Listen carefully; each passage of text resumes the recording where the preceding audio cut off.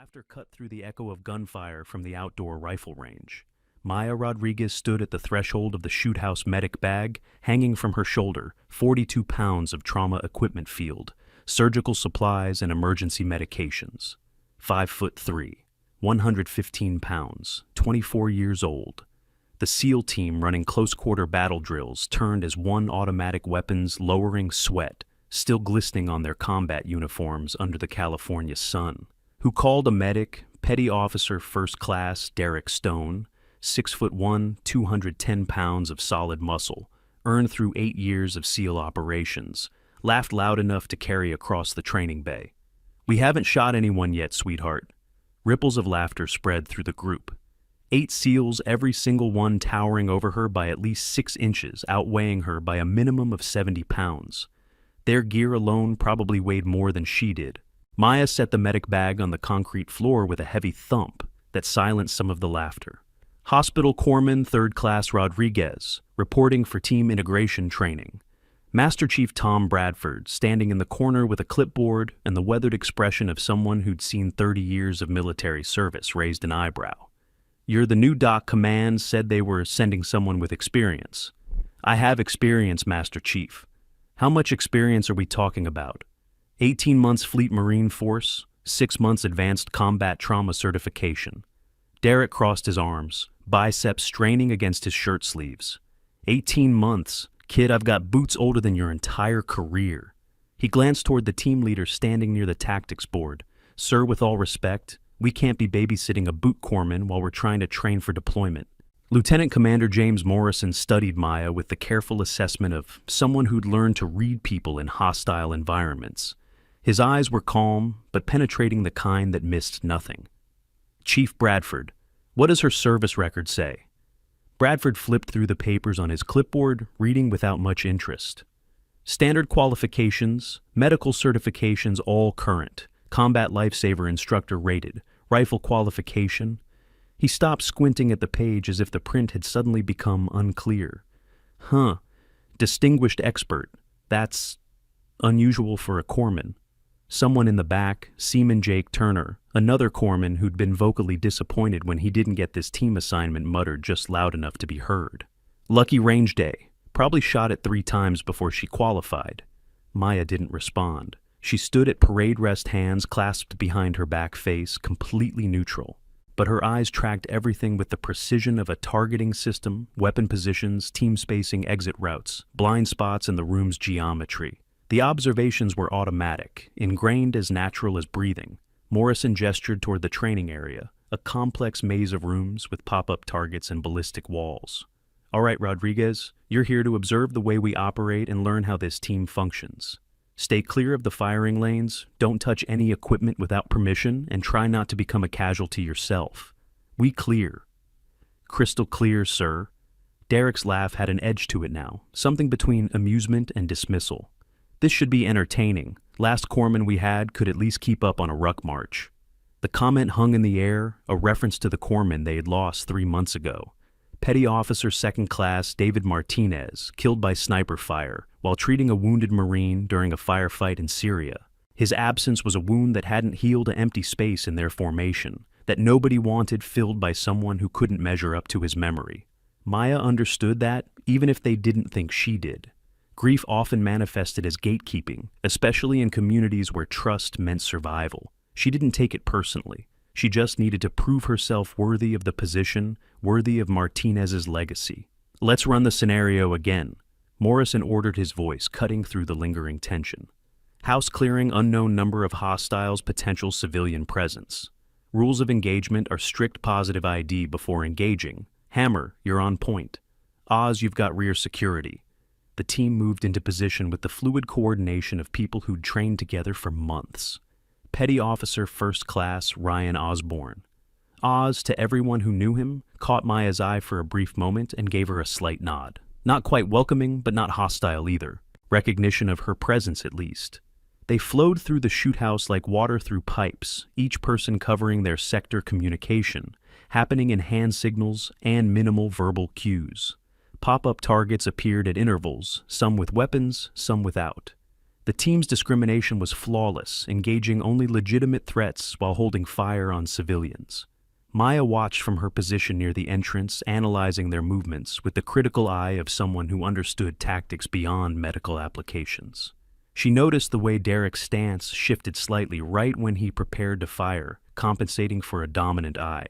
Observed how Petty Officer Second Class Andre Matthews, the team's designated marksman, always checked his six before committing to a shot.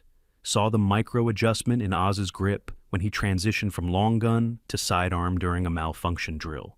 And when Oz fumbled a magazine change, just barely recovering in under 2 seconds, but still sloppy by SEAL standards, Maya's hands twitched involuntarily, muscle memory trying to correct a mistake she had no authority to address. Bradford noticed. His eyes flicked from Oz to Maya and back again, but he said nothing. The drill concluded with the team securing the final room. Morrison called them back to the staging area for debrief. Good work overall. Oz, that mag change needs tightening up. Run it 50 times before tomorrow's session. Roger that, sir. Oz's face showed embarrassment, but acceptance. Chief Petty Officer Lisa Chen, Viper in Team Communications, approached from the adjacent building where she'd been monitoring radio traffic. She was one of the few women in the SEAL support structure, a communications specialist who'd fought hard for every ounce of respect in a male-dominated field. She looked at Maya the way a fortress guard looks at someone trying to breach the walls. So you're the new doc. Viper said, her tone professionally neutral, but her eyes calculating. Hope you're tougher than you look. We don't have room for soft medics who can't handle the reality of combat operations.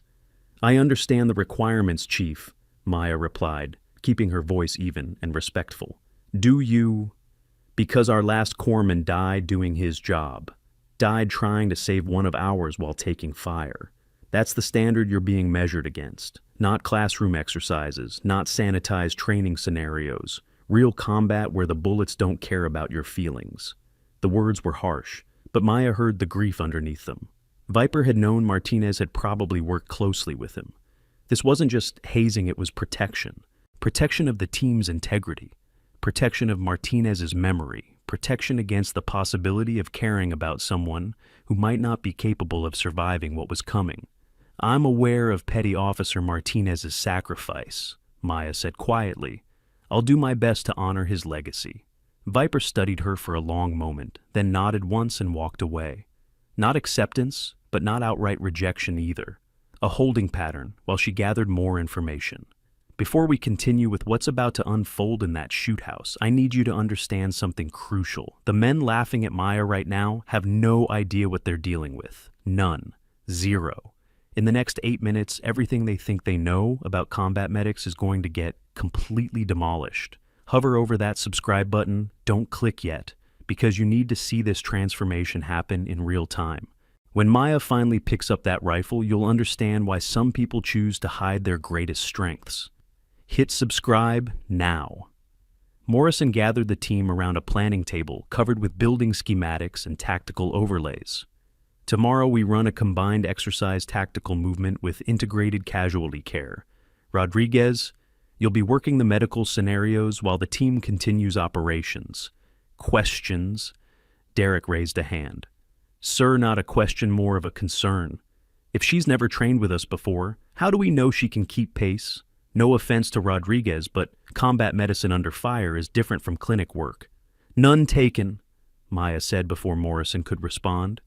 You're right to have concerns. I'm new to this team. I need to prove I can integrate with your operations without becoming a liability. The directness of her answer seemed to surprise several team members. They'd expected defensiveness, maybe some appeal to her qualifications or training. Instead, she'd acknowledged their concerns as legitimate. Exactly right, Morrison said, which is why we're taking the time to evaluate integration before we deploy together. Bradford, what's the training schedule? Medical trauma drill at 1400 hours, Bradford replied, checking his notes. Then we've got live fire qualifications at the range starting at 1530. Everyone shoots, including support personnel. He looked at Maya. You current on your rifle qual, Rodriguez? Yes, Master Chief. Qualified 6 weeks ago. Score? Maya hesitated for just a moment. Distinguished Expert Master Chief.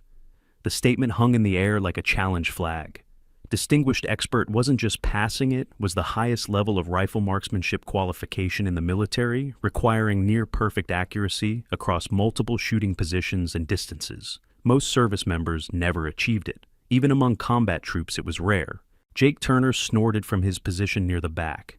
"Sure, and I'm an Olympic shooter. Come on, there's no way. Records don't lie."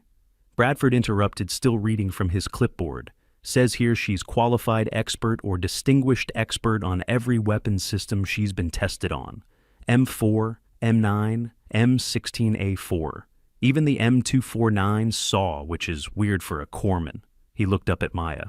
"Where'd you learn to shoot?" "My father taught me, Master Chief." "Your father military?" "Marine Corps Master Chief, Gunnery Sergeant." Bradford grunted. "Well, that explains some of it. Marine Corps knows how to shoot." He turned to Morrison. "Sir, I'd like to add Rodriguez to the afternoon qualification course. See if those scores hold up under observation." Derek laughed. "That's cold, Master Chief, but fair. Actions speak louder than paperwork." "Then it's settled," Morrison said.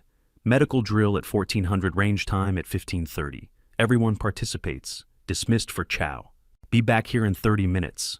The team dispersed, most heading toward the dining facility.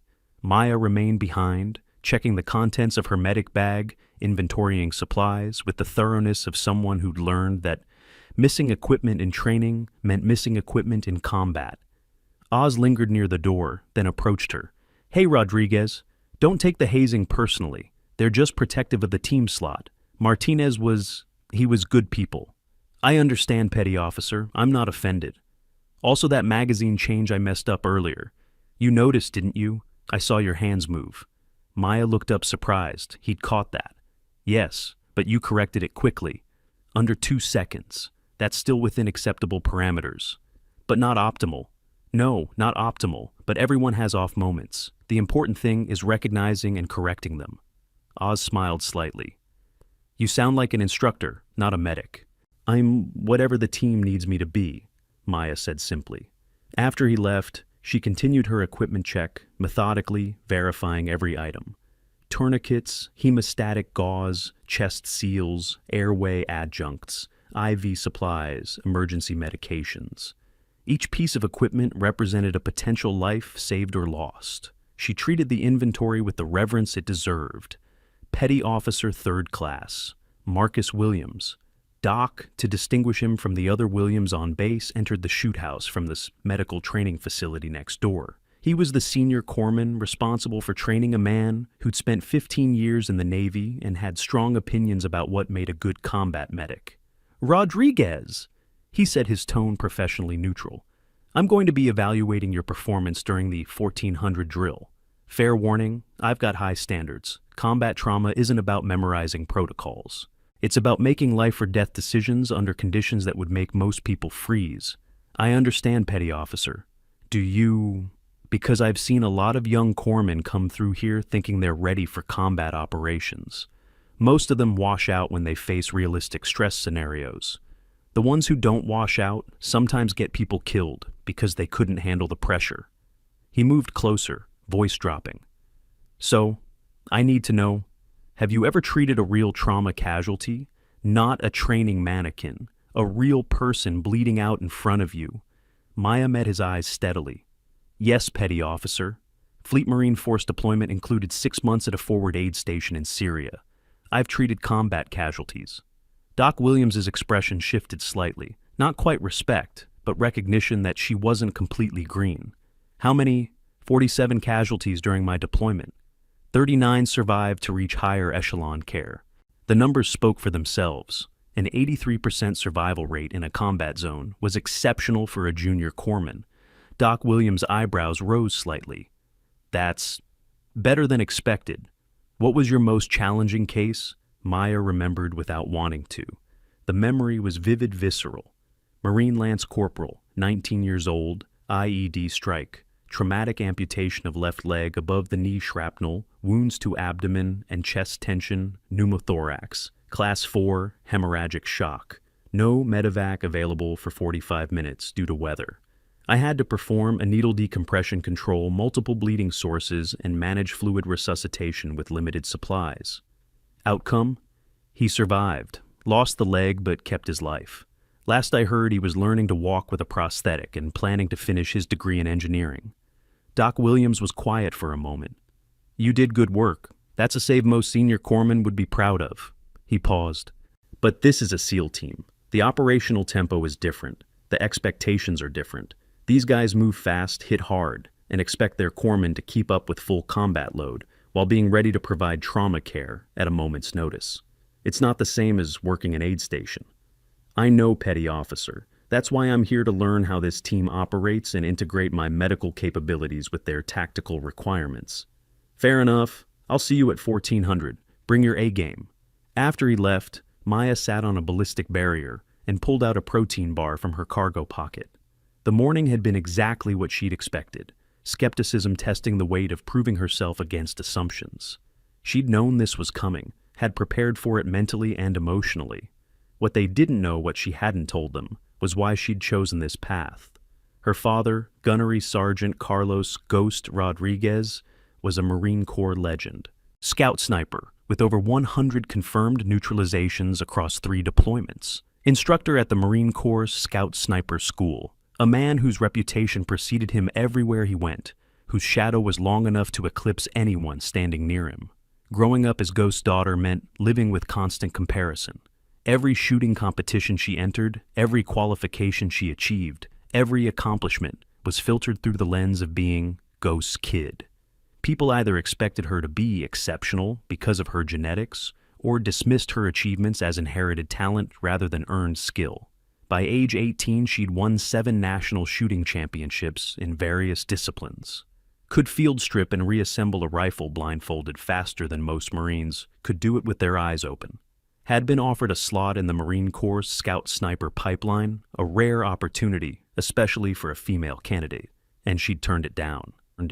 Because Maya Rodriguez didn't want to be another shooter, didn't want to be Ghost's daughter who became a sniper like Dad, didn't want her identity defined by her lethality. She wanted to save lives, not take them. So, she'd joined the Navy, chosen the hospital corpsman rating, specialized in combat medicine, and deliberately hidden the full extent of her shooting capability. Not because she was ashamed of it, but because she wanted to be valued for something else first. Wanted to prove she could be excellent at healing before anyone knew she was excellent at fighting. Her father had been disappointed, not angry but sad in a way that hurt worse than anger would have. He'd understood her reasoning, but couldn't fully accept it. Couldn't understand why someone with her level of skill would choose not to use it as a primary capability. "You're running from yourself, mija," he'd said the day she left for Navy boot camp. "Running from what you're good at. That's not strength. That's fear.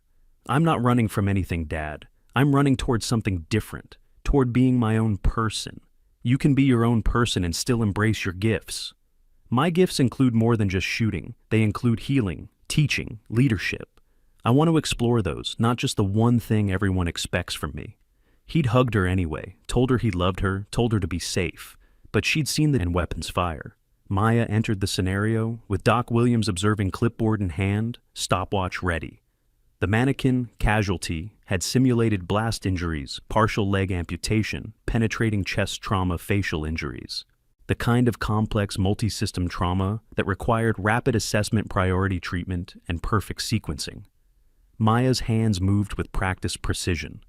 Tourniquet on the leg, first high and tight, stopping the simulated bleeding. Quick assessment of airway, compromised but manageable. Chest seal over the sucking chest wound.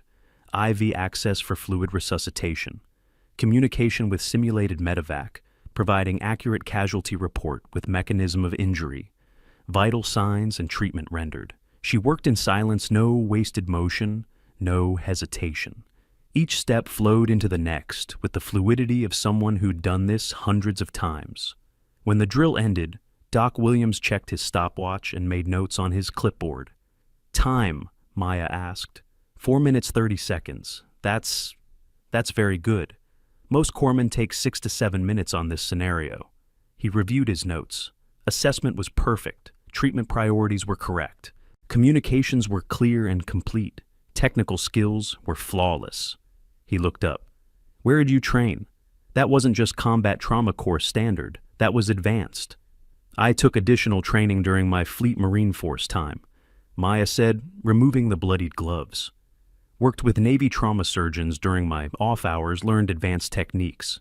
It shows. That was textbook perfect performance. Doc Williams made another note. I'm going to recommend you for the Advanced Combat Medic course at Fort Sam Houston. You've got the foundation for it. Thank you, Petty Officer. Don't thank me yet. That course has a 40% washout rate. But you might be one of the ones who makes it. He glanced at his watch. Range time in 30 minutes. Bradford's going to put you through your paces. Hope your shooting is as good as your medical work. Maya just nodded. No boasting, no false modesty. Just quiet acceptance of the challenge.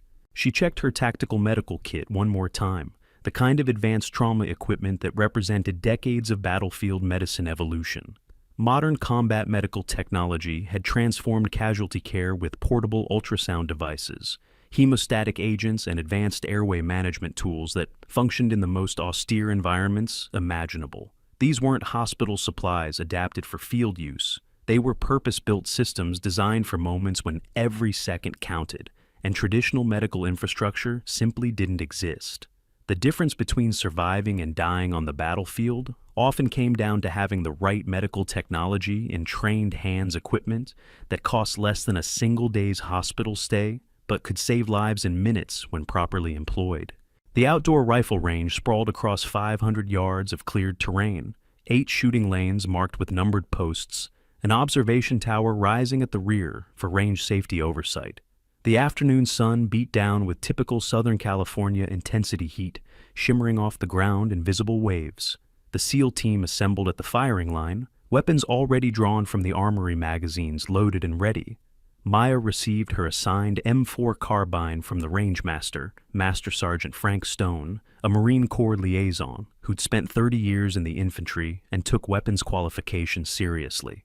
Rodriguez, Stone said, handing her the rifle with both hands in the traditional respectful transfer. This weapon is zeroed for a standard shooter. You'll need to confirm zero before running the qualification, understand? Yes, Master Sergeant? Good. You've got 10 rounds to confirm and adjust. Use them wisely. Maya accepted the weapon, automatically checking chamber and magazine. Well, even though she knew Stone would have cleared it before handing it over. Muscle memory drilled into her by her father from age 8. Treat every weapon as if it's loaded until you personally verify it's clear. She moved to lane 4, set the rifle on the bench, and took a moment to familiarize herself with this specific weapon's characteristics. Each rifle had its own personality, subtle differences in trigger pull, balance how it settled into the shoulder. Learning those characteristics quickly was part of being an effective shooter. Derek positioned himself in the adjacent lane, close enough to watch far enough to maintain proper safety spacing. So Rodriguez, you really qualified distinguished expert, or was that a paperwork error? I really qualified petty officer. We'll see. Paper targets don't shoot back. No pressure, no stress, just you and the target. Let's see if you can perform when people are watching. Maya didn't respond. She settled behind the rifle, adjusted the stock length to fit her smaller frame, and checked the optic alignment. The weapon felt good, well-maintained, smooth action, clean bore. Stone ran a tight armory. Lanes 1 through 4. You are clear to commence confirmation fire. Stone called from the tower. Watch your neighbors. Safety violations will result in immediate range removal. Maya loaded 3 rounds into the magazine, chambered one, and established her shooting position, prone, supported, controlling her breathing. The target was 50 meters away, close enough for easy hits if the zero was correct. First shot. The rifle's report was sharp, but controlled recoil minimal against her shoulder. She worked the trigger smoothly straight back, no jerking or anticipation. Through the optic, she saw the impact 2 inches low, 1 inch right. She made a mechanical adjustment to the scope, compensating for the deviation. Second shot, closer half-inch low center for windage. Another small adjustment. Third shot, dead center. Zero confirmed, she said quietly, more to herself than anyone else. Derek had paused his own confirmation to watch. Not bad. Let's see if you can maintain that when the clock's running and the pressure's on. The qualification course was designed to test marksmanship under progressively challenging conditions. 50 meters standing unsupported, 100 meters kneeling, 200 meters prone, 300 meters prone with time limit. Each position required different stability techniques, different breathing patterns, different mental approaches. Maya had run this course dozens of times, not just for qualification, but for competition. The shooting championships she'd won in her teenage years had used similar formats, though, with stricter scoring and tighter time constraints. "All shooters load and make ready," Stone commanded.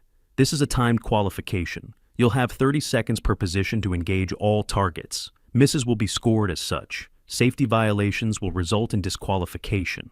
Any questions?" Nobody spoke. "Commence firing." Maya moved through the course with the smooth efficiency of muscle memory taking over conscious thought. Standing position, 5 shots, 5, hits all center mass. Transition to kneeling, another 5 shots, slightly tighter group. Prone at 200 meters, controlled breathing patience, waiting for the natural respiratory pause before each trigger press. Beside her, Derek was shooting well-tight groups, fast transitions. But there was tension in his movements, urgency that introduced small errors. A lifetime of combat operations had taught him to shoot fast, because speed meant survival. It made him effective, but not optimal. Maya shot like she had all the time in the world. Like the target wasn't going anywhere, like stress didn't exist. Like the only things that mattered were sight alignment, breathing, and the smooth press of the trigger. 300 meters, final string of fire. 5 rounds prone, position 20-second time limit. She settled in, adjusting for the increased distance. At 300 meters, wind became a factor, small movements in vegetation, providing reading material for atmospheric conditions. She watched a flag 50 meters downrange, saw it flutter slightly from left to right, estimated wind speed at 5 to 7 knots, adjusted her aim point 1, mil-dot to the left, first shot, dead center, second shot, same point of aim, center, third shot. Wind gust, she felt it rather than saw it, adjusted instinctively. Center, 4th and 5th shots in rapid succession, both finding the same point of impact. "Cease fire," Stone called. "Weapons on safe chambers, open magazines removed. Range safety will score targets." The team set their weapons down and waited while Stone and his assistant walked the range, checking each target with careful scrutiny. This was the moment of truth, where claims met reality, where qualifications were verified or exposed as exaggerations. Stone reached Maya's lane, studied her target at 50 meters, made a note. Moved to her 100-meter target. Another note. 200 meters longer. Pause, examining the tight cluster of impacts. 300 meters, he actually pulled out a measuring tape verifying the group size. Then he walked back to the tower and pulled up his scoring sheet on a tablet. The team gathered around, curious about results. "All right, listen up," Stone announced. "Overall qualification scores. Osborne expert. Good shooting. Matthews expert. No surprise there since you're our designated marksman. Morrison sharpshooter. Solid performance. Stone." He grinned at Derek. "Expert. You're getting better, hammer." Derek looked satisfied. Expert was a strong score, putting him in the top tier of shooters. Stone continued down the list. Most of the team scored expert or sharpshooter, well above average but not exceptional. Then he reached the final name. Rodriguez distinguished expert. 50 rounds fired, 49 scored as perfect hits. 1 round scored 9.5 just outside the 10 ring at 300 meters. He looked up from his tablet.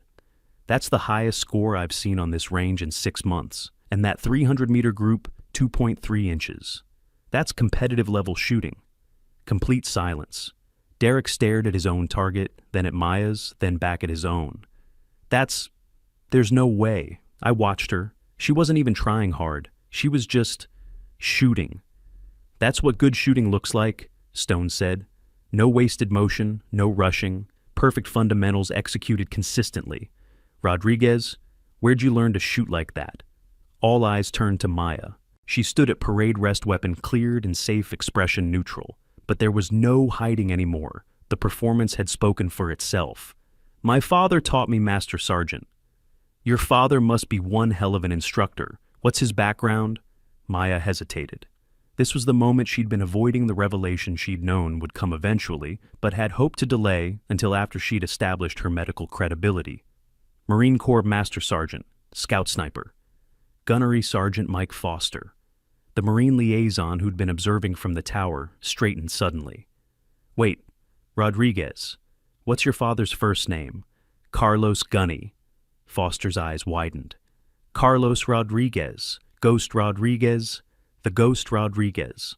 Scout sniper school instructor, 3 combat deployments, over 100 confirmed neutralizations. Yes, Gunny. The reaction was immediate and visceral. Ghost Rodriguez was a legend in the sniper community. Marine Corps Army SEAL, didn't matter which service, everyone knew the name. His exploits had become case studies. His techniques were taught in courses. His career was the kind that spawned myths and exaggerations because the truth was already extraordinary. Derek looked like someone had just told him the sky was actually green. You're Ghost's daughter. You're the daughter of the most legendary Marine sniper in the past 20 years. Yes. Then why the heck are you a medic? The question came out harsher than Derek probably intended, confusion and disbelief mixing into frustration. You could have been a sniper. You clearly have the skill. Why would you choose to be a corpsman instead? Maya had known this question would come, had prepared her answer, rehearsed it mentally dozens of times.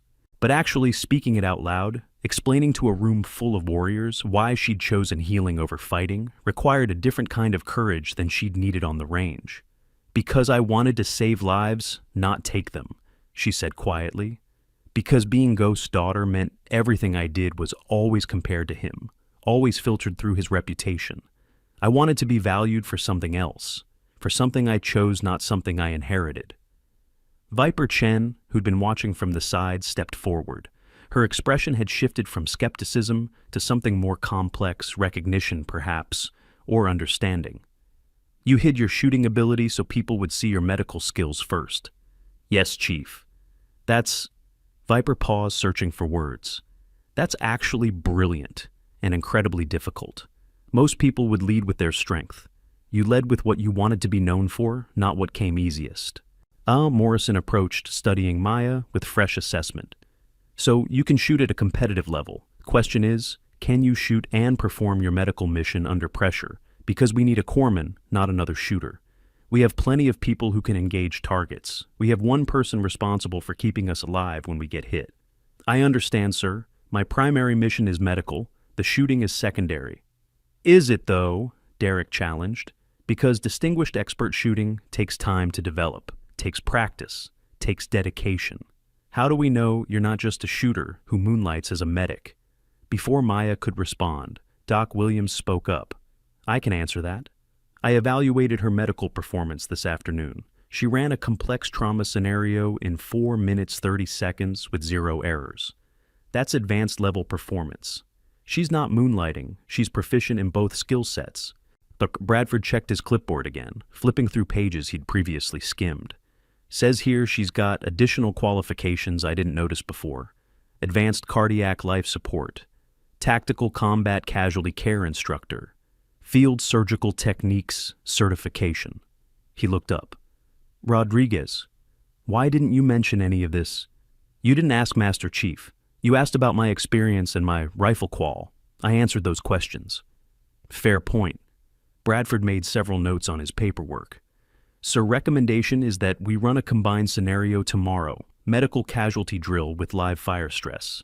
See if she can integrate both skill sets under realistic pressure. Morrison nodded. Agreed. Rodriguez, you'll participate in a full integration exercise tomorrow at 0800.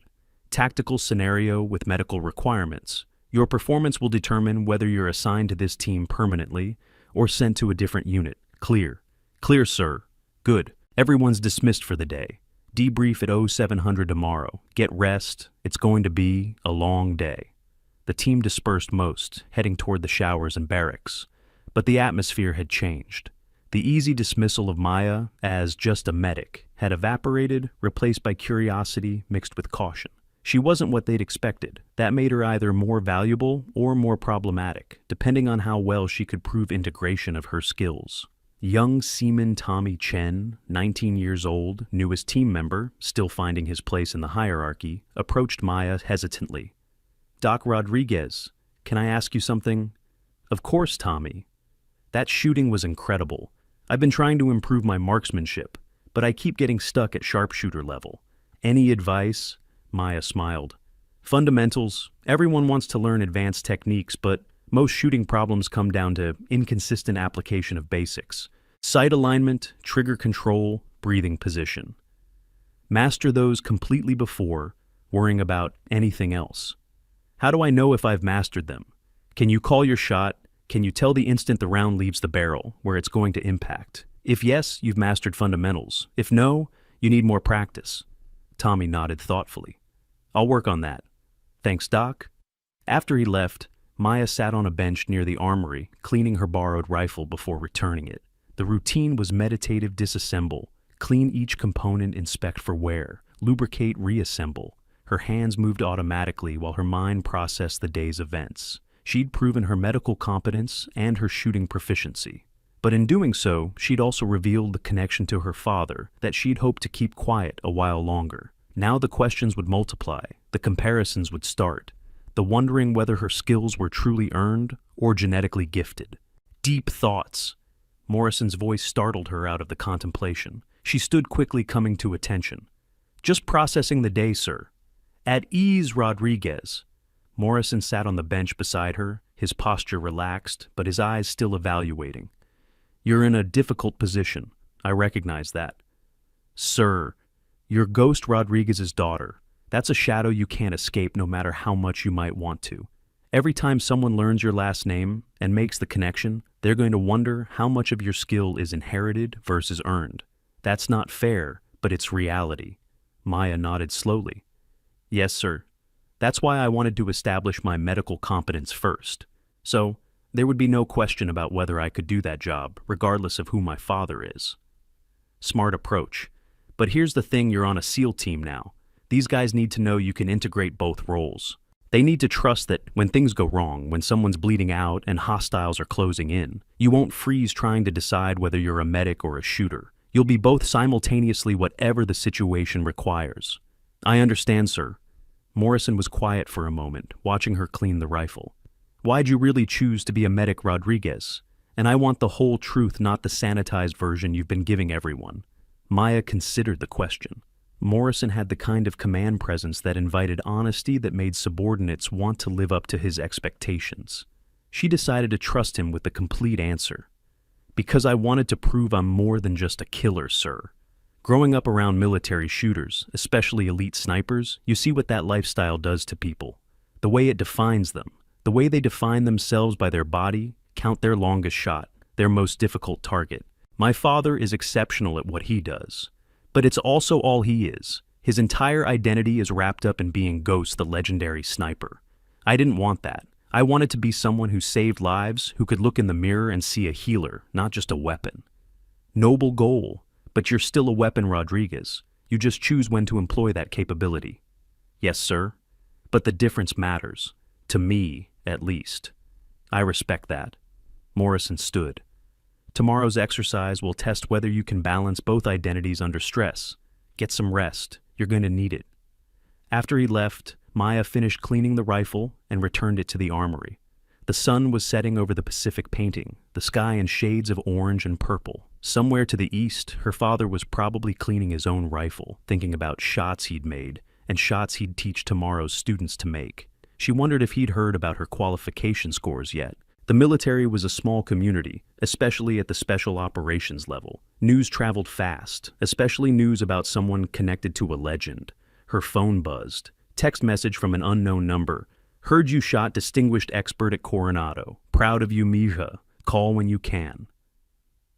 Dad. Maya stared at the message for a long moment, emotions churning, pride at his approval, frustration that her shooting was what got his attention, not her medical work, sadness that even now, even after everything, the connection between them still ran primarily through firearms and marksmanship.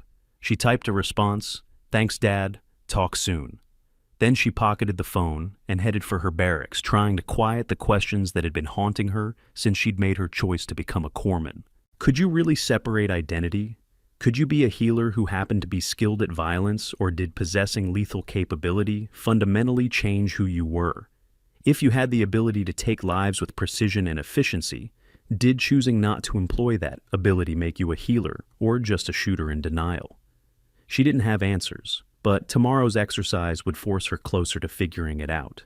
The next morning arrived with the muted urgency of military routine.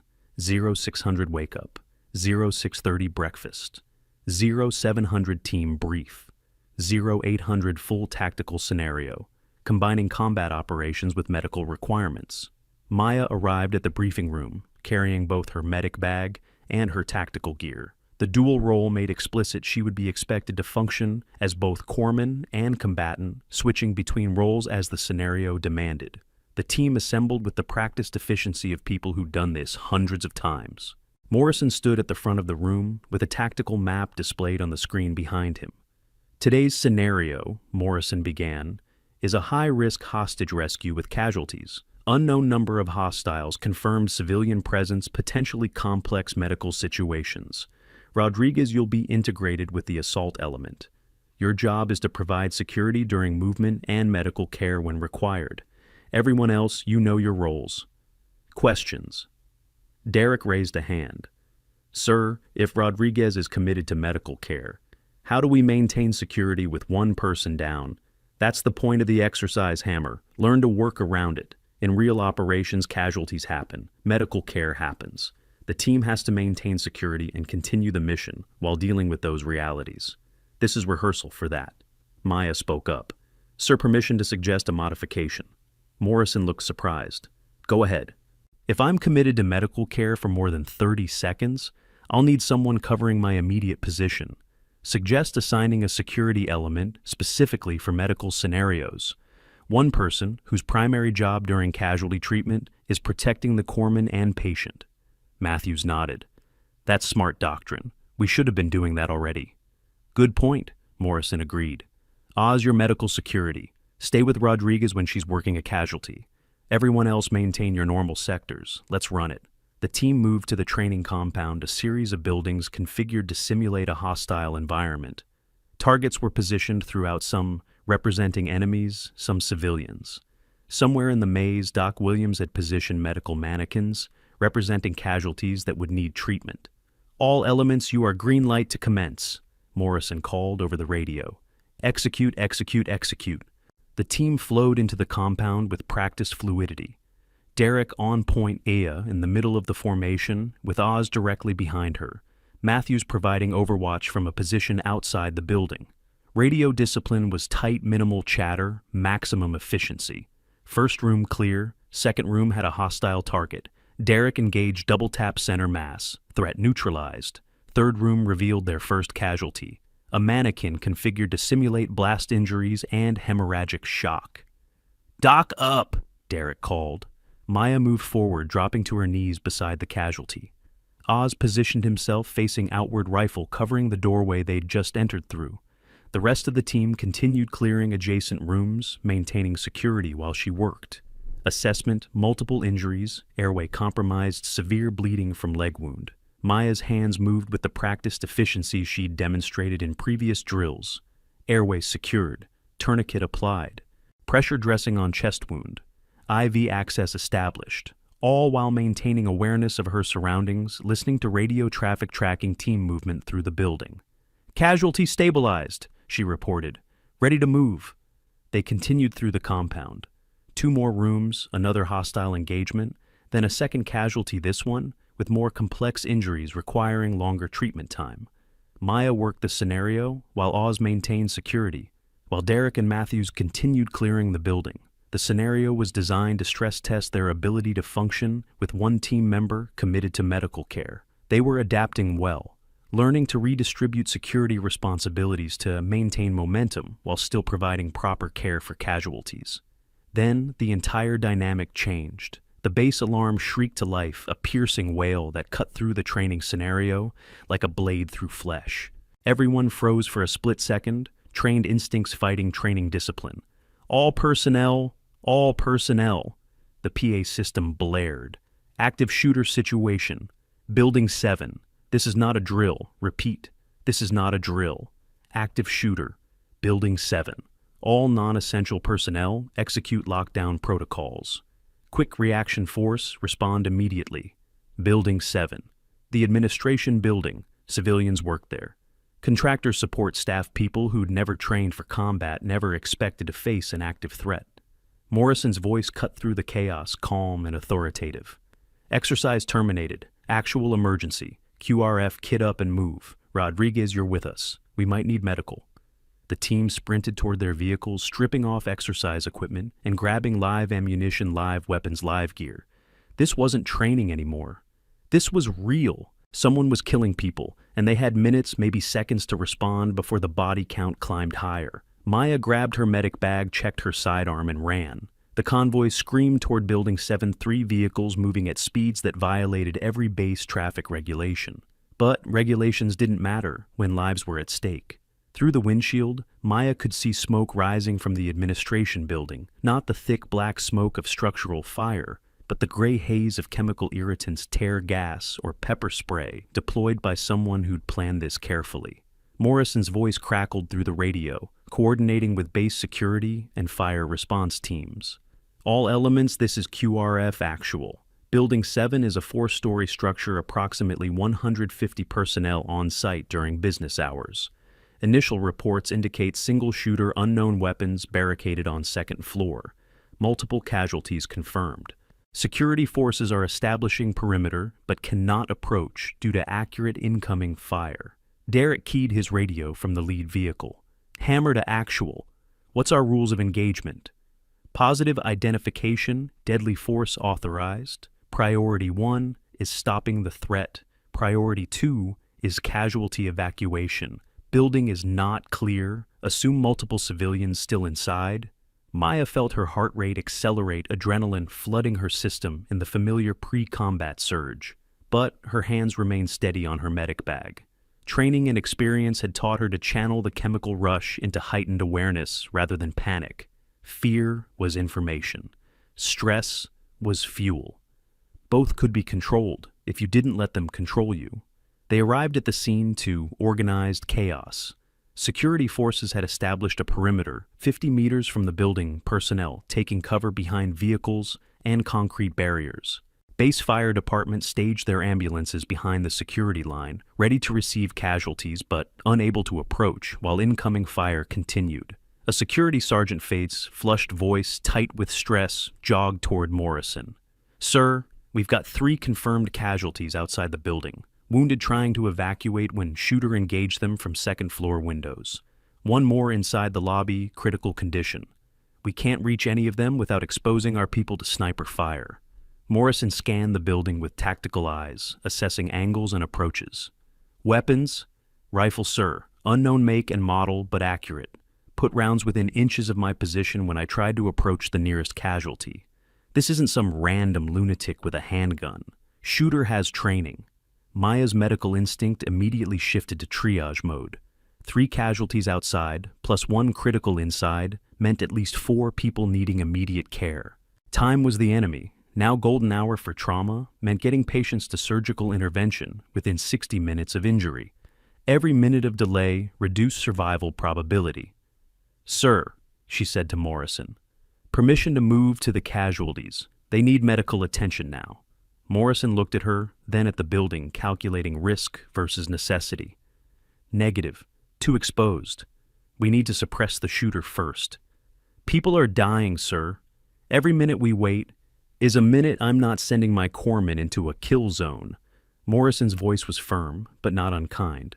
"We'll get to them, Rodriguez, but we do it smart, not fast." Matthews, the team's designated marksman, was already setting up a position behind a concrete barrier with clear line of sight to the building's second floor. He settled behind his rifle, scanning windows through his scope. "I've got multiple windows on second floor, can't determine shooter's exact position. No movement visible." "That's because he's smart," Derek muttered. "Staying mobile using multiple firing positions. Classic active shooter turned sniper tactics." The radio crackled with a new voice-based medical control. "All units be advised, one of the casualties inside the lobby has been identified as Petty Officer First Class Robert Jenkins, SEAL Team 5. Reported injury is severe leg trauma with arterial bleeding. Time critical." Maya felt the entire team tense. Jenkins, one of their own. Not from Morrison's direct team, but SEAL community was tight. Everyone knew. Everyone had trained together, deployed together, bled together. Jenkins had a wife and 2 kids. Had just returned from deployment 3 months ago. Was supposed to be safe here on home soil. Derek's jaw clenched, knuckles white on his rifle grip. We have to get him, sir. We have to. I know Hammer. Working the problem. Morrison pulled up building schematics on his tablet, studying entry points and internal layout. East entrance is concealed from second-floor windows. We can approach without exposure breach and move to the lobby, but once we're inside, we're committed. Extraction will be difficult if Shooter has interior angles covered. I'll take that risk, Derek said immediately. Me too, Oz added. Matthews kept his eye on his scope. I'll maintain overwatch. If Shooter shows himself, I'll engage. Morrison looked at Maya. Rodriguez, if we go in, you're with us. But understand you'll be treating a casualty in a hostile environment, potentially under direct fire. This isn't a training scenario. This is the real thing. Maya met his eyes steadily. I understand, sir. Let's go get Jenkins. All right. Hammer Oz Rodriguez with me. Matthews, you maintain overwatch and provide fire support if needed. Everyone else establish security on the perimeter and be ready to receive additional casualties. Morrison keyed his radio to the base command frequency. QRF actual to base medical. Be advised we're moving to extract critical casualty from Building 7 lobby. Have surgical teams standing by. The four of them moved toward the east entrance in a tight tactical formation, using vehicles and concrete barriers for cover. Maya could hear gunfire still echoing from inside the building, the sharp crack of a rifle, the distinctive sound that meant someone was still fighting, still in danger. They reached the east entrance without taking fire. Derek stacked on the door weapon ready.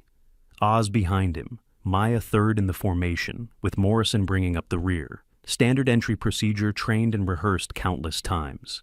Derek tried the door unlocked. He eased it open, checked the immediate interior, signaled clear. They flowed through the opening like water, each person covering their assigned sector movements, synchronized without need for verbal communication.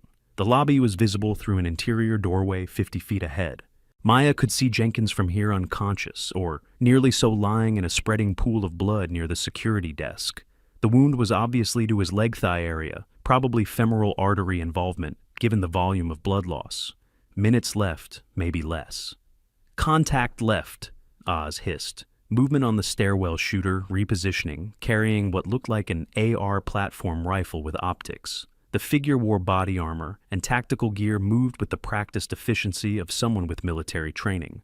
The shooter spotted them, simultaneously brought the rifle up, fired 3 rapid rounds that impacted the doorframe next to Derek's head. Derek returned fire, immediately forcing the shooter back behind cover on the stairwell landing. We're pinned, Morrison said, assessing the tactical situation with instant clarity. He's got interior angles on the lobby, can't approach Jenkins without crossing his field of fire. Maya studied the geometry calculating approach, vectors and cover positions. Sir, if I move low and fast using the security desk for cover, I can reach Jenkins. 60 feet of movement, 3 seconds of exposure. Negative. 3 seconds is enough for him to put 6 rounds on you. Then we create a diversion, draw his attention while I move. Derek shook his head. Doc, your job is medical, not assault. Let us handle the tactical side. Jenkins is dying right now, Maya said, voice urgent but controlled. Every second we debate is a second he's bleeding out. I can reach him? I know I can. Morrison studied her face, seeing something there that made him reconsider. If you go, Oz goes with you. He provides covering fire while you work the casualty. Hammer and I will suppress the shooter. Clear. Clear, sir. If you're feeling that tension building, that sense that something massive is about to break good, that's exactly where we need to be. The SEALs still think Maya's just a medic. They have no idea what's coming. Smash that like button if you're ready to see assumptions shattered. Drop a comment with your prediction, how long until they realize who she really is. Morrison and Derek moved to positions with better angles on the stairwell. On my mark, Morrison said. 3, 2, 1, mark. They opened fire in controlled bursts, not trying to hit the shooter necessarily, but forcing him to stay behind cover, to focus his attention on the immediate threat instead of watching the lobby. Maya exploded into movement, sprinting low and fast toward Jenkins. Oz was right behind her weapon, up scanning for threats. 50 feet felt like 50 miles every step, expecting the impact of incoming rounds, the sudden shock that meant she'd miscalculated, and the shooter was faster than her movement. She reached the security desk, slid behind it. Medic bag, thumping against the tile floor. Jenkins lay 3 feet away, pale as death, massive pool of blood surrounding his left leg. Catastrophic hemorrhage, exactly as reported.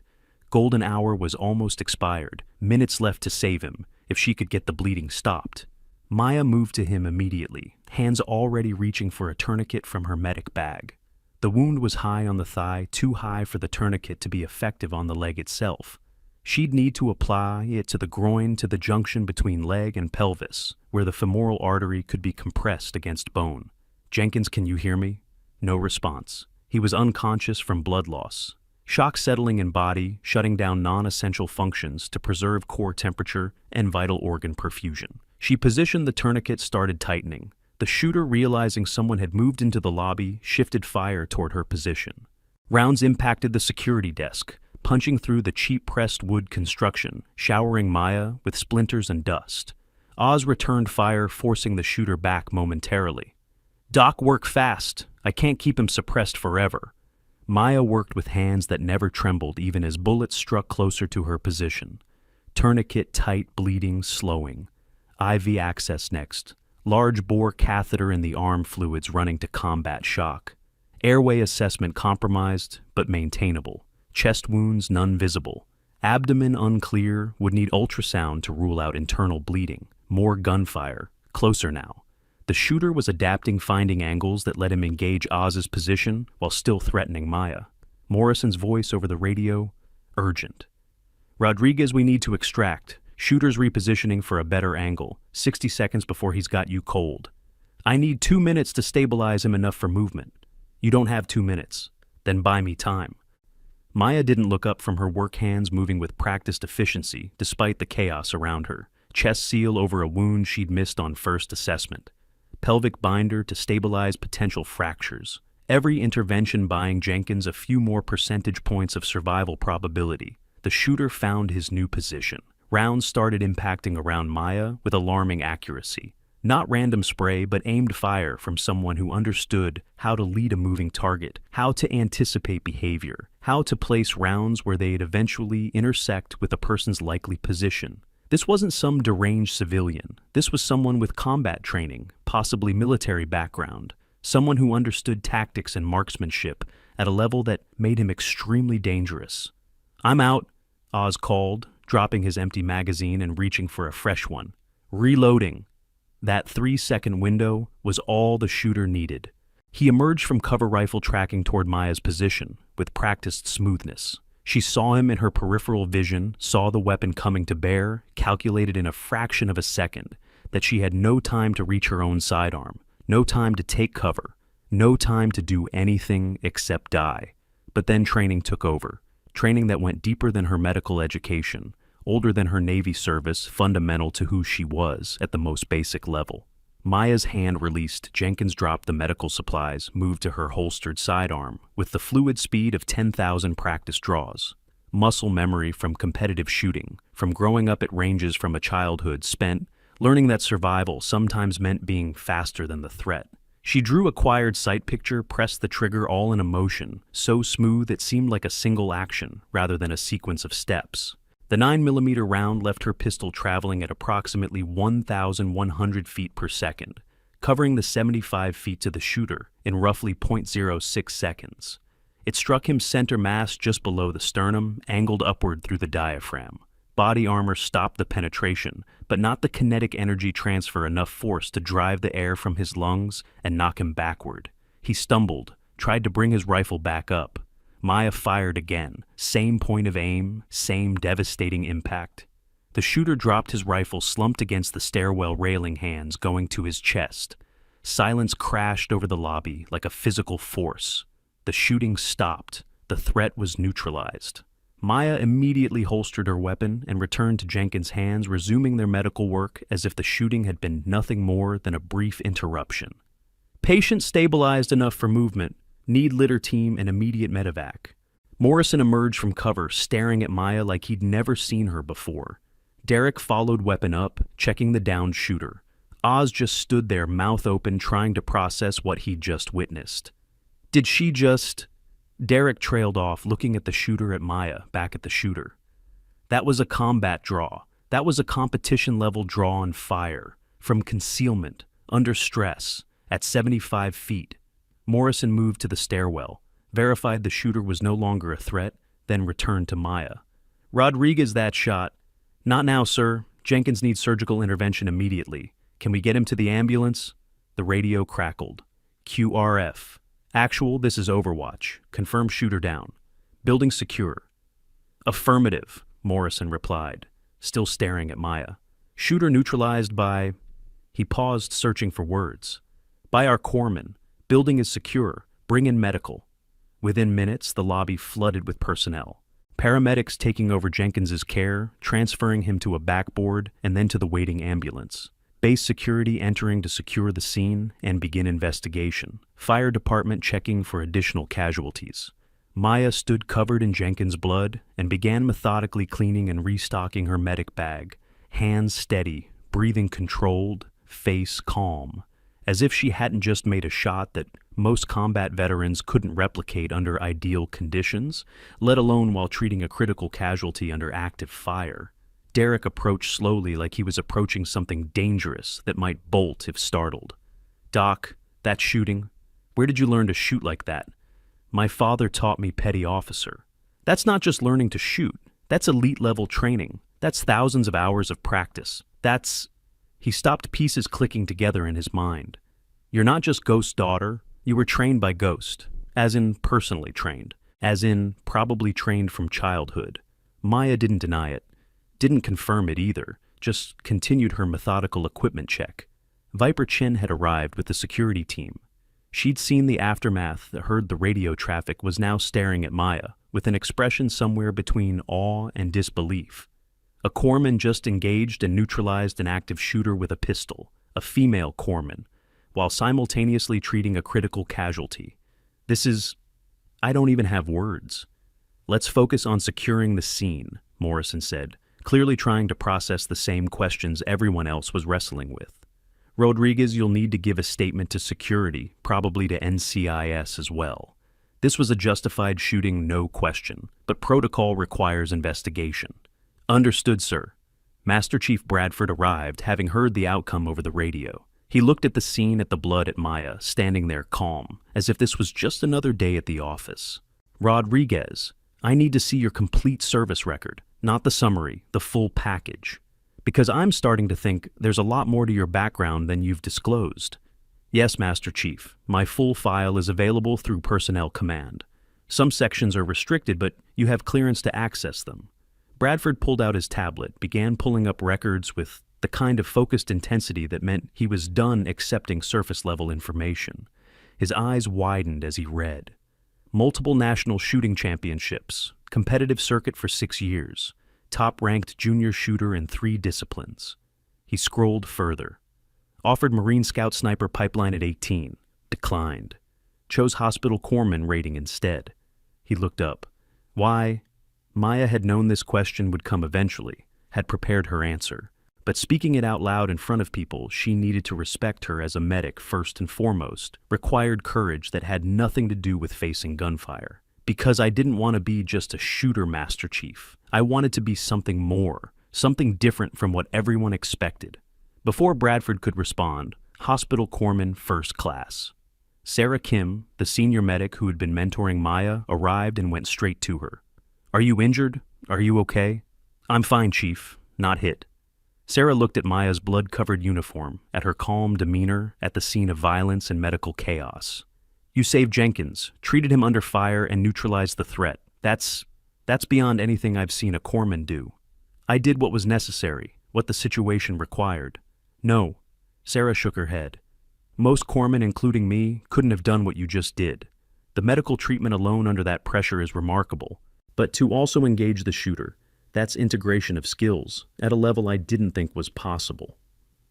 The base commander arrived, Captain Richard Hayes, a career surface warfare officer who'd seen his share of action, but was visibly shaken by having an active shooter incident on his installation. He spoke briefly with Morrison, got the basic situation, then approached Maya. Hospital Corpsman Rodriguez. Maya came to attention. Yes, sir. I've just received preliminary reports of your actions. You treated a critically wounded SEAL under fire, then engaged and neutralized an active shooter with your sidearm. Is that accurate? Yes, sir. Hayes studied her for a long moment. That's extraordinary performance. I'll be recommending you for the Navy and Marine Corps Commendation Medal with Combat Valor device. Your actions saved Petty Officer Jenkins's life and prevented further casualties. He paused. I'd also like to understand how a hospital corpsman developed the combat shooting skills you just demonstrated. Long story, sir, but the short version is my father trained me from a young age. I chose medical over combat as my primary focus, but the skills remained. Clearly. Hayes glanced at Morrison. Commander, I want a full after-action report on my desk by tomorrow morning. Include Rodriguez's complete background and how her unique skill set might be utilized in future operations. Aye, aye, sir. After Hayes departed, the team gathered around Maya in an informal semicircle. The dynamic had shifted completely. No more dismissive jokes, no more questioning her competence. Just quiet respect, mixed with curiosity and a dozen unanswered questions. Tommy Chen, the youngest team member, spoke first. Doc, that was the most incredible thing I've ever seen. The way you just switched from medic to warrior and back to medic like flipping a switch. It wasn't a switch, Maya said quietly. It was integration, both roles simultaneously. I was treating Jenkins and maintaining tactical awareness. When the threat became immediate, I addressed it, then returned to medical care. They're not separate identities, they're complementary capabilities. Matthews, who'd been providing overwatch from outside, approached. That draw, that shot, I recognized the technique. It's Ghost's signature style, the way you acquire sight. Picture the trigger, press the follow-through. I've seen him demonstrate it in training. You shoot exactly like him. He taught me, Maya confirmed. Since I was 8 years old, competition shooting, tactical applications, everything. He's a comprehensive instructor. Derek sat down heavily on a concrete barrier, processing everything. So you've been able to shoot at this level the entire time. You qualified distinguished expert at the range yesterday, but that was probably you holding back, wasn't it? You could have scored perfect if you wanted. The qualification was adequate to demonstrate competence. Perfect scores draw attention I didn't want. Why not? Viper asked, genuine curiosity in her voice now. Why hide capability? Most people lead with their strengths. Because I wanted to be valued for my medical skills first. I wanted people to see me as a corpsman who happened to have shooting capability, not a shooter who happened to have medical training. The distinction matters to me. Oz nodded slowly. That's why you were so calm during all the testing. Why you never got defensive when people questioned you. You knew you could prove yourself when it mattered, so the hazing was just noise. Essentially, yes. Morrison's phone rang. He answered, listened, his expression growing serious. Understood. I'll inform her. He ended the call and looked at Maya. That was the hospital. Jenkins is in surgery. Prognosis is good. He'll survive thanks to your treatment. The surgeon said another 3 minutes of bleeding, and he would have been unsavable. Your intervention gave him the margin he needed. Relief washed over Maya's face, the first genuine emotion she'd shown since the incident began. Thank you, sir. That's good news. His wife wants to thank you personally. She's at the hospital now. That's not necessary, sir. I was just doing my job. You did a hell of a lot more than your job, Rodriguez. Morrison gestured to the building.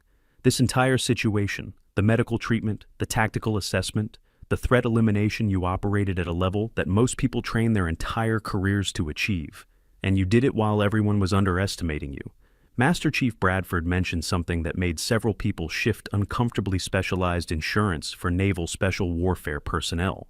Coverage for combat medics attached to SEAL teams required unique underwriting with actuarial models accounting for deployment patterns, casualty rates, and the specific risks of providing medical care under fire. Insurance providers specializing in special operations understood that corpsmen faced different risk profiles than standard medical personnel, requiring benefit structures that reflected the reality that saving lives in combat zones carried its own mortal dangers with premium calculations that most civilian brokers never encountered. The weight of that reality settled over the group. This was what they did. This was what Maya had chosen to be part of. Not the sanitized Hollywood version of special operations, but the raw reality where people bled and died, where split-second decisions meant the difference between going home and coming home in a flag-draped box. Stop. Right here. What happens in the next 60 seconds will change everything. I've been holding back one critical piece of information about Maya's background, and it's about to become devastatingly relevant. Make sure you're subscribed because missing this reveal would be criminal. The emergency call just came in. Real bullets, real danger. Time to see what she's really made of. Gunnery Sergeant Foster, the Marine liaison, had been on the phone since the incident ended. Now he approached phone still in hand, expression complicated. Rodriguez, I just spoke with your father. He heard about the shooting through the grapevine. News travels fast in the sniper community. He's on his way here. Maya's calm demeanor cracked slightly. He's coming here when... He'll be here by tomorrow morning. Caught a military transport out of Quantico. Foster paused. He's proud of you. Said to tell you that. The team noticed Maya's reaction, the first visible sign of anything other than professional composure. Derek picked up on it immediately. You don't want him here. It's complicated, Maya said carefully. My father and I have different perspectives on how I should use my capabilities. He wanted you to be a sniper. He wanted me to follow his path, to be what he is. I wanted to be something else. Viper understood in a way the men couldn't. You wanted to prove you were more than just his legacy, more than just Ghost's daughter with inherited talent. You wanted to be your own person with your own identity. Yes, exactly that. But today proved you can be both, Morrison said. You are both. You saved Jenkins as a corpsman and stopped the threat as a warrior. You integrated both capabilities seamlessly. That's not choosing one identity over another, that's being completely yourself. Maya was quiet processing that perspective. She'd spent so long trying to be either medic or shooter, trying to keep them separate, trying to prove one didn't diminish the other. It hadn't occurred to her that the real answer might be integration rather than separation. The investigation continued throughout the afternoon. NCIS agents interviewed everyone, documented the scene, reviewed security footage.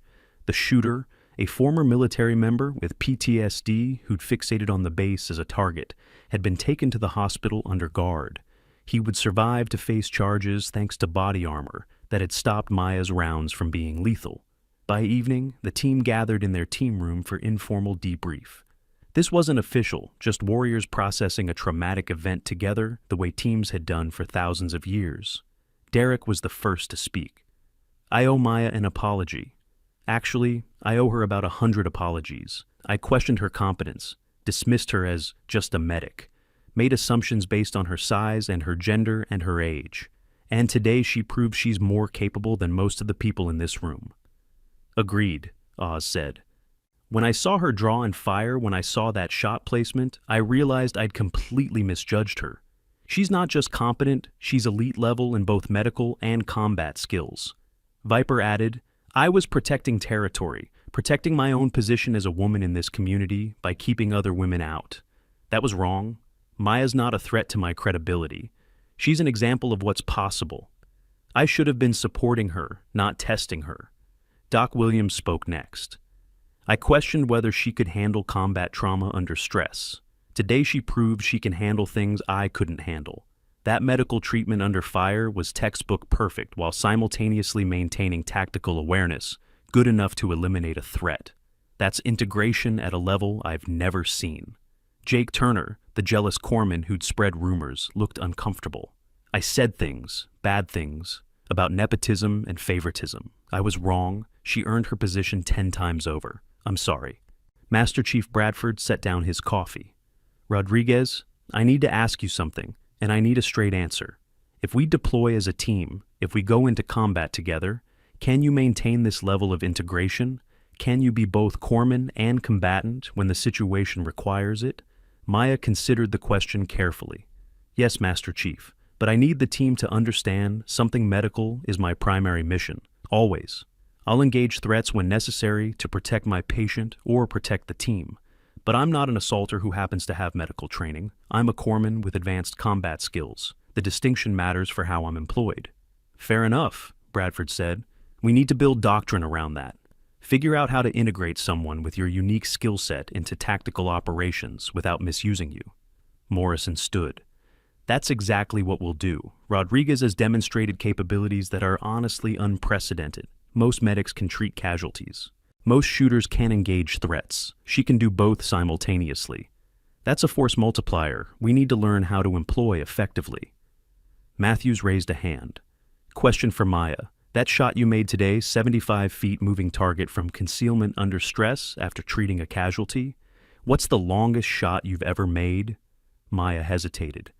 This was entering territory she'd avoided, the part of her background that meant comparisons to her father, that meant being reduced to just a shooter, rather than being seen as a complete professional. In competition, I've made accurate shots at 600 meters with a rifle. In training with my father, farther. But that's not relevant to my role as a corpsman. It might be, Matthews said thoughtfully. If we're in a situation where we need medical support and our primary sniper is down, having a backup who can provide both capabilities is invaluable. That's getting into territory where we're using her as a sniper rather than a medic, Morrison cautioned. We need to be careful about mission creep. Rodriguez chose this path deliberately. We should respect that choice. I appreciate that, sir, Maya said. But Matthews makes a valid point. If the mission requires it, if my team needs it, I'll do whatever role is necessary. I just don't want that to become my primary identity again. The discussion continued into the evening, the team working through the implications of having someone with Maya's unique skill set, figuring out how to integrate her capabilities without losing sight of her primary medical mission. By the time they dispersed for the night, something fundamental had shifted. Maya wasn't the new corpsman anymore, wasn't the outsider trying to prove herself, wasn't Ghost's daughter or a female medic, or any of the other limited identities people had tried to assign her. She was Maya Rodriguez, combat medic with elite shooting skills, a complete professional who'd proven she could excel under the worst conditions imaginable. The next morning, Maya arrived at the team room to find her father waiting. Gunnery Sergeant Carlos Ghost. Rodriguez stood 6 feet tall, lean and weathered, with the quiet presence of someone who'd learned that real confidence didn't need advertisement. His eyes were the same dark brown as Maya's, and they held the same capacity for absolute focus. "Mija," he said, opening his arms. Maya hesitated for just a moment, then stepped into the embrace. Whatever complicated feelings existed between them, he was still her father, still the man who'd taught her almost everything she knew about shooting and tactics and discipline. "Hi, Dad." They separated, and Ghost studied her with eyes that missed nothing. "I heard what happened. Heard you saved a SEAL's life while taking down an active shooter. Heard you made a perfect combat draw under stress at 75 feet.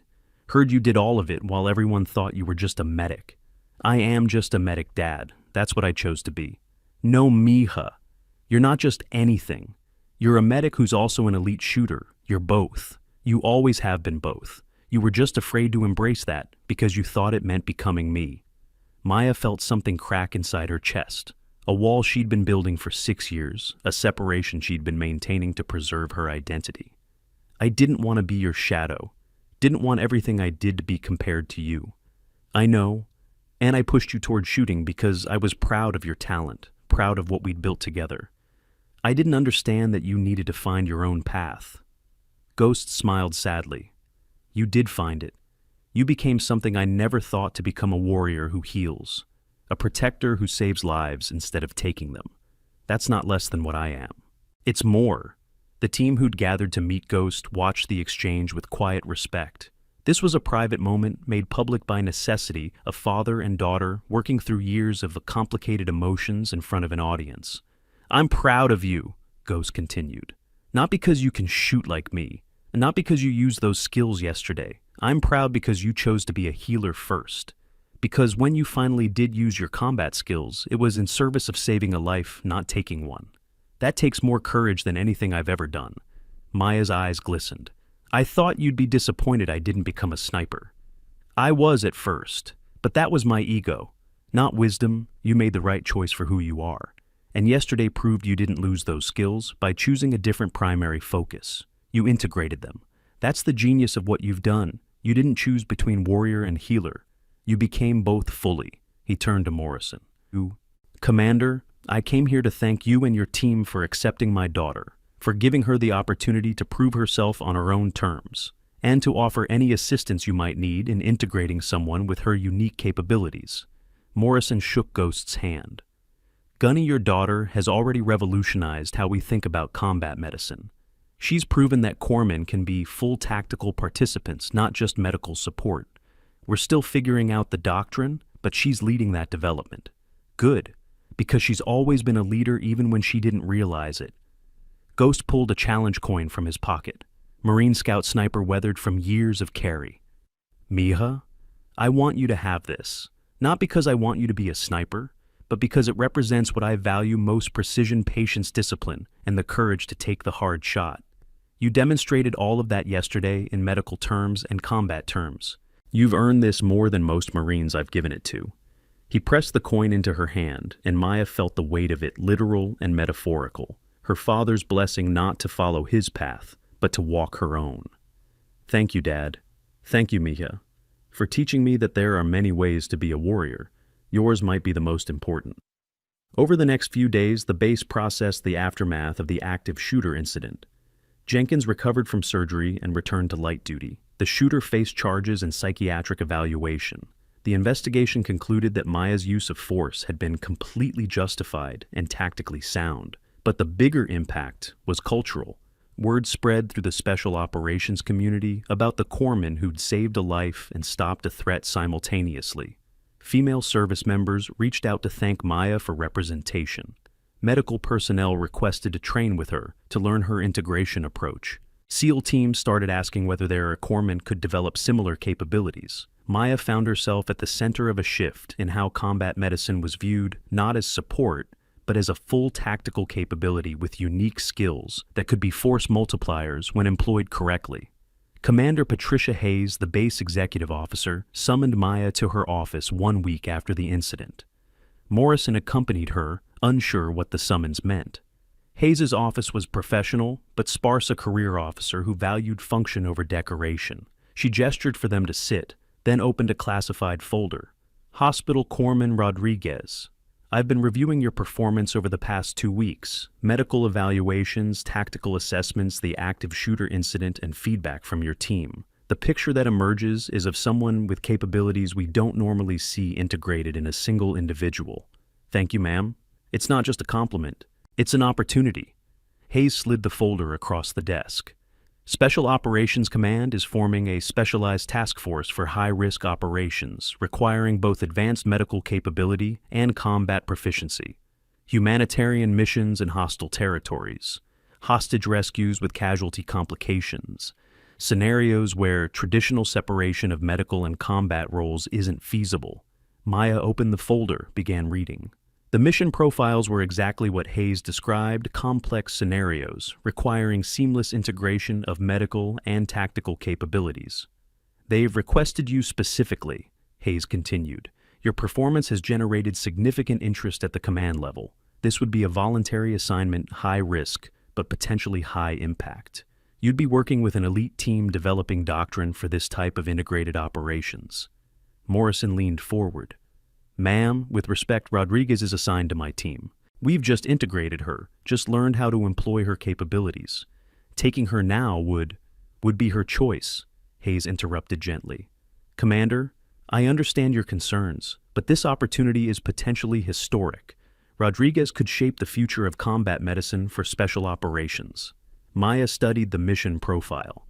The assignment included humanitarian crisis response in Syria, medical personnel, and civilians being held by a hostile force requiring rescue operations that would need both tactical precision and advanced medical support for potentially dozens of casualties.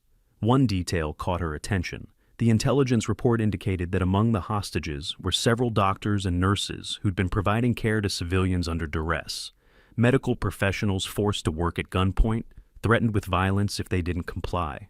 She thought about Jenkins bleeding out in a lobby, about the civilians who'd been shot trying to evacuate Building 7, about all the times when having someone who could fight and heal would mean the difference between mission success and catastrophic failure. Sir, she said to Morrison, permission to accept this assignment. Morrison was quiet for a long moment. Then he nodded. Permission granted, but you better come back in one piece, Rodriguez. This team needs you. I'll do my best, sir. Hayes stood, extended her hand. Welcome to the task force, Petty Officer Rodriguez. You'll begin training in 2 weeks. Until then, continue working with your current team to document integration procedures. We need to capture what you've developed so it can be taught to others. After they left Hayes' office, Morrison walked Maya back to the team room in silence. Finally, he spoke. This is bigger than any of us realized. You're not just a good corpsman with shooting skills. You're potentially the first of a new type of operator. Someone who doesn't fit traditional categories, who integrates capabilities in ways we haven't seen before. I'm just trying to do my job, sir. No, you're creating a new job, and that's important. Morrison paused at the door. Your father was right. You didn't become him. You became something he never thought to be. That's worth more than any medal or commendation. The team took the news of Maya's reassignment with mixed emotions, proud that she'd been selected for such an important mission, disappointed to lose her, grateful for the short time they'd had to work with her. Derek pulled her aside the day before she departed for task force training. Doc, I need to say something. When you first showed up, I treated you like you didn't belong, like you were a burden we had to carry. I was wrong about everything. You're not a burden, you're an asset. You're not weak, you're strong in ways I didn't know how to recognize. And you're not just Ghost's daughter, you're Maya Rodriguez, and that means something completely unique. Thank you, Hammer. That means a lot. Also, Derek grinned, if you ever need a reference for how not to treat new team members, feel free to use me as an example. I earned that distinction. Maya laughed the first genuine laugh in weeks. I'll keep that in mind. The night before she left, the team gathered for an informal send-off. No ceremony, no speeches, just warriors sharing time together before one of their own departed for a new mission. Tommy approached her nervously. Doc, you said you'd mentor me. You're leaving, but could you still answer questions? Help me figure out this corpsman thing. Of course, Tommy. Call anytime. Email anytime. I'll always make time to help you. Thanks. You've shown me what's possible. That being a medic doesn't mean being lesser. It means being different, and different is valuable. Oz handed her a small package. From all of us. Something to remember the team. Maya unwrapped it to find a custom challenge coin. On one side, the traditional SEAL trident. On the other, a medical caduceus integrated with a rifle, and the words healer, warrior, complete. We had it made special, Oz explained. Because that's what you are. Not one or the other, both, complete. Maya felt tears threatening, but held them back through sheer will. This is perfect, thank you, all of you. Morrison raised a coffee cup in toast. To Maya Rodriguez, who taught us that assumptions are dangerous, that capability comes in unexpected packages, and that the best operators are the ones who integrate rather than specialize. May she continue to revolutionize how we think about combat operations. To Maya, the team echoed. That night alone in her barracks, Maya held the challenge coin from her father in one hand, and the coin from her team in the other. 2 different acknowledgments of who she was. 2 different recognitions of value. Ghost's coin represented her past, the skills inherited, and taught the foundation that made everything else possible. The team's coin represented her future, the integration she'd achieved, the new path she was forging, the operator she'd become. She didn't have to choose between them anymore. Didn't have to separate warrior from healer, didn't have to hide capability to prove worth. She could be both. She was both. Her phone buzzed. Text from her father. Heard about the task force assignment. Proud of you, Mija. You're doing something I never imagined. Keep teaching the world that warriors can heal and healers can fight. Love you. She typed back, thanks, Dad. Love you too. Then another text, this one from Morrison. Task force briefing materials attached. Looks like the hostage situation is worse than initial reports indicated. Medical personnel being forced to treat combatants under threat of execution. Civilian casualties mounting. They need someone who can extract the medics and provide care simultaneously. They need you. Maya opened the briefing materials, began reading through the intelligence reports and mission parameters. The complexity was staggering: multiple hostile forces, unknown number of casualties, limited time, window for extraction, high probability of combat during medical operations. Exactly the kind of scenario that required someone who could integrate both roles seamlessly, someone who could treat the wounded while engaging threats, someone who could be medic and warrior simultaneously without hesitation, without separation. Someone like her. She packed her gear methodically, medical equipment in one bag, tactical equipment in another, both essential, both valued equally. Checked her weapons, verified her medical certifications, reviewed her training materials. 2 weeks until task force training began.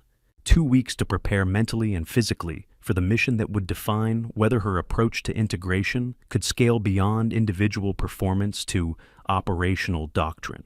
She wasn't nervous, wasn't scared, wasn't doubting herself anymore. She was ready. Because Maya Rodriguez Hospital Corpsman third-class daughter of ghost competitive shooter, combat medic warrior healer, had finally figured out what her father meant when he'd told her that being both wasn't a compromise, it was completion. And as she closed her eyes that night, the challenge coins resting on her nightstand, she smiled. They'd laughed when they saw the medic. They'd stopped laughing when she picked up the rifle. But the truth, the real truth that nobody had expected, was that she'd been both all along. The medic bag and the rifle weren't opposites. They were partners. And Maya Rodriguez had just proven that the future of special operations belonged to people who understood that integration, not specialization, was the key to handling impossible missions. The phone buzzed one more time. Unknown number. She answered. Petty Officer Rodriguez. This is the task force commander. Welcome aboard. Your first mission briefing is in 14 days. One thing you should know before you arrive, the hostages include a medical team that's been treating civilian casualties for 6 months under constant threat. They're heroes. They're also trapped, and we need someone who speaks both languages, medical and tactical, to bring them home. We need you. Maya sat up, already reaching for her planning materials. Sir, I'm ready. When do we deploy? Soon. Very soon. Get some rest, Petty Officer. You're about to rewrite the rules for combat medicine in special operations. The call ended. Maya looked at her bags, at her coins at the window, showing the dark Pacific Ocean beyond the base. Somewhere out there, medical personnel were working under gunpoint to save lives. Somewhere out there, a mission awaited that would require every skill she possessed, medical and tactical, integrated seamlessly. Somewhere out there, people needed someone who could drop the medic bag and pick up the rifle when necessary. Someone who could be both. Completely. Without hesitation. Someone exactly like her. And Maya Rodriguez was more than ready to prove that healers could fight and warriors could heal. The future of combat medicine had arrived, and it looked nothing like anyone had expected.